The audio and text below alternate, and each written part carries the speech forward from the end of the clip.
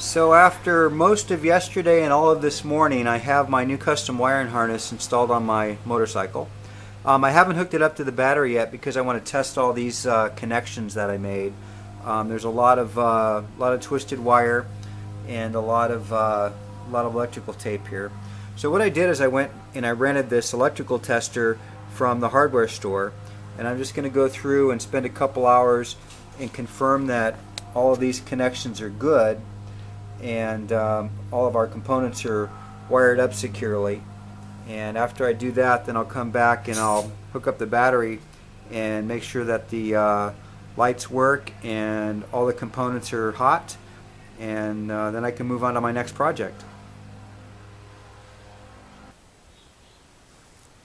After checking all my wiring, everything looks good. Nice and secure. Everything has good connections. I put a little extra tape on some connections here and there, but I've just twisted my main battery terminals on so everything's hot. I think that smoke is just probably some old dirt on the wiring. I'm not too concerned about that. The tail light operates, is nice and bright. We've got power to everything, including the headlight. So that's awesome and looks absolutely killer.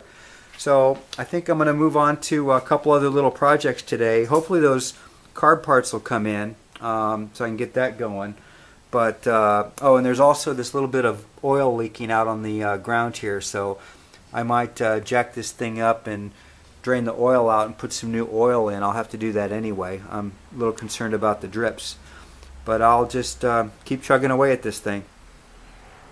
Earlier I noticed there's a bit of a oil drip coming from the engine, and because when I get these carbs back on it together, I want to start this up right away and take it for a test ride. I want to make sure that's corrected, or at least that I have fresh oil in it. I mean, the bike hasn't run for at least a year. So I have a new genuine Yamaha oil filter. I've got some motorcycle oil ready to put back in it. It's jacked up on the stand, and I've got an oil pan under there ready to catch the oil. So I just need to pull the plug out of the bottom and drain it and put fresh oil back in, and this will be something else I can check off the list. Alright, I've got my drain plug loosened up, and I just need to pull that out and drain the oil.